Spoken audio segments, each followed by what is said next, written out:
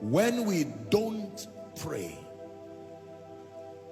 we are not only robbed of this, but there are things that happen when we don't pray.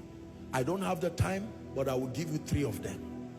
When we don't pray, number 1, we faint. Luke 18:1. When we don't pray, we faint. The word fainting there is to lose momentum, to lose energy, to lose vibrancy. Your vibrancy in the spirit, your passion in the spirit is sustained by the fire that your prayer life produces. When we don't pray, we faint. Number 2, when we don't pray, we die. I don't mean die like spiritual death alone. Literally, physically, we die. You may not see it because you don't die in one day. When we don't pray, it's like a farm with no farmer plowing it. No sowing, no mowing grasses, no nothing.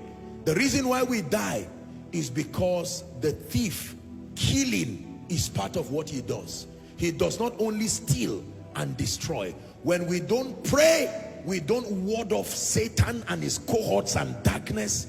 We will die spiritually, die financially, eventually die physically. Do the experiment. Trouble Satan and don't pray.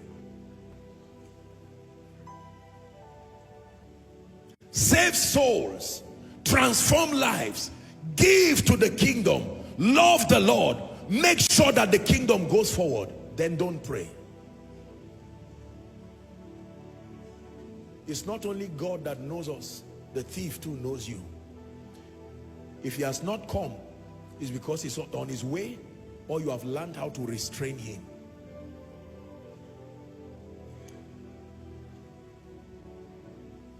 When we don't pray, we faint. When we don't pray, we die. Finally, when we don't pray, we never birth prophecies. Prophecies fail. I preached a message many years ago why prophecies fail. I gave one reason that time, but I found more reasons now with time. The reason I gave that time was the weakness, the humanity of man. And that is true. But in addition to it, there are many reasons why prophecies fail. It is not just the humanity of man. Prophecies fail because all prophecies are seeds. When prophecies come from the lips of God, they rest upon the womb of time. Something must be done to incubate prophecies until they mature and they are birthed. Are we together now? You nurture prophecy by prayer, you birth prophecy by prayer. So prophecies fail. Even if you are not exhausted and you do not engage strategically in prayer, you will never be able to birth the program of God. If for any reason God ever told you anything you are sure of and it never came to pass, I can tell you, in diagnosing that condition spiritually, most likely it was because you did not stay with God, agreeing in the place of prayer to incubate that prophetic word to maturity, to fruition, and then birthing it in the place of prayer. Everything God tells you, your next assignment is to pray. You are not just praying to fight Satan. Even if Satan is not there, the process of praying to birth things is a spiritual technology. It is not always about demons. When a baby is in the womb of her mother, it's not about demons. It is the process of growth. You nurture it in the place of prayer. And when it is the 9th month in the spirit, you push through prayer. As soon as Zion travails, she shall put forth a son. A son can mean a vision. A son can mean a new dimension.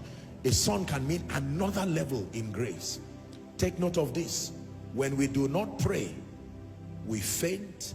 When we do not pray, we die. By every definition of death, we lose life financially, relationally, health-wise, until we finally die, because we give the thief access to carry out his ministry in our lives.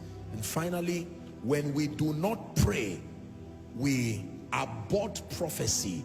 We do not stay with God to nurture and to birth prophecy, to give it physical expression.